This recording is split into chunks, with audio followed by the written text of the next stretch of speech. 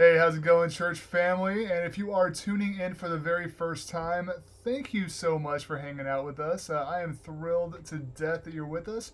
If you don't know me, my name is Scott McIntosh. I help out with the youth ministry at Capital City Baptist Church. And we have been, for the last several weeks, going through the book of Ephesians, or the chapter of Ephesians 1, and just taking a closer look at some of the descriptors that Paul says describe those who are in Christ, Christians, you and hopefully you and me. We have talked about how we are blessed, how we're chosen, how we are counted holy and blameless. And then last week we talked about how we are predestined for adoption. This week we're going to be looking at Ephesians 1:7, and the word of the week is redemption. So the passage reads like this. In him, and again, you will notice the phrase or the variation of the phrase in Christ or in him, not just through this chapter, but through the whole book of Ephesians. It's a very important concept that we are not just Christians, we are in Christ. We are united in Christ. Anyway, in him we have redemption through his blood, the forgiveness of sins according to the riches of his grace. For those of us who claim to be in Christ, we are redeemed. But that begs a few questions.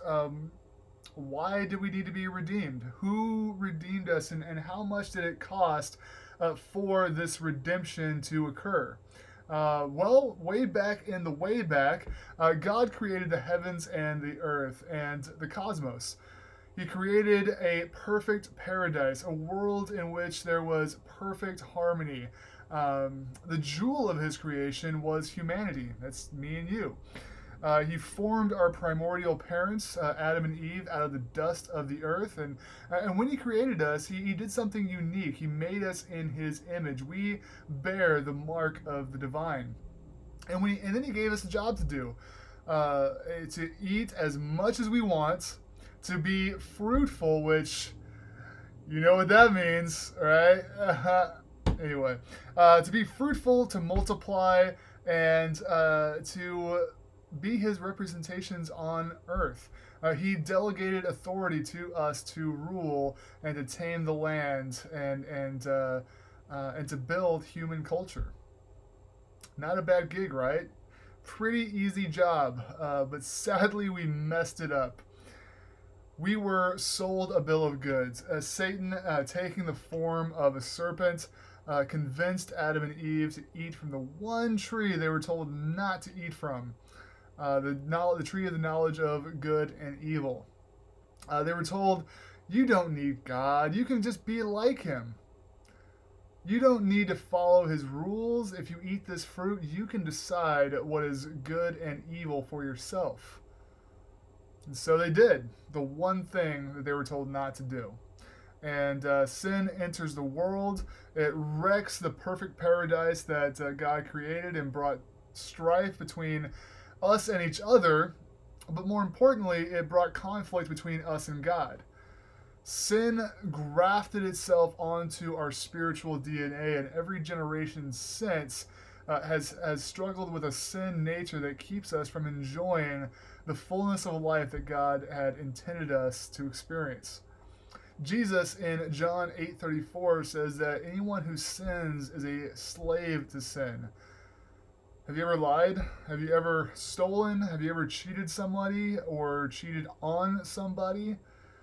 Have you ever found yourself in this vicious cycle of poor decisions? Like, no matter how hard you try, you just can't seem to stay on the straight and narrow path. The reason is you, me, and everyone that has ever walked this earth struggles with sin nature that keeps us in bondage to the forces of darkness. There's one person that didn't have sin, that did not sin, and that was God himself through Jesus Christ. He came to the earth, fully God, fully human, And he lived the perfect life that we could not live. He took our place, he took our death sentence and our place on the cross where he was crucified, which is one of the worst ways to go. Out of all of the ways to be put to death or to die, crucifixion is probably one of the worst. And Jesus went to the cross for you, for me, for everyone, so that we could be redeemed through his shed blood. Because he loved us, he gave his life for us so that we could be forgiven.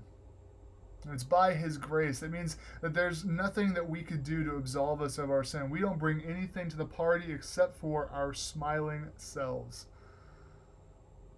Maybe you're listening to this and you're not a Christian. You haven't been redeemed, but maybe you would like to. All you have to do is confess that you have sinned and acknowledge Jesus as the only one that can forgive you, and acknowledge him as Lord of your life. If you made that commitment, please, I just want to encourage you, reach out to the church. You can contact us either through our website. You can go onto our Facebook page and send us a message through there. Drop a comment in YouTube if you're on YouTube. But we want to celebrate that important decision. And we'd like to give you some helpful information on next steps to take on your spiritual journey.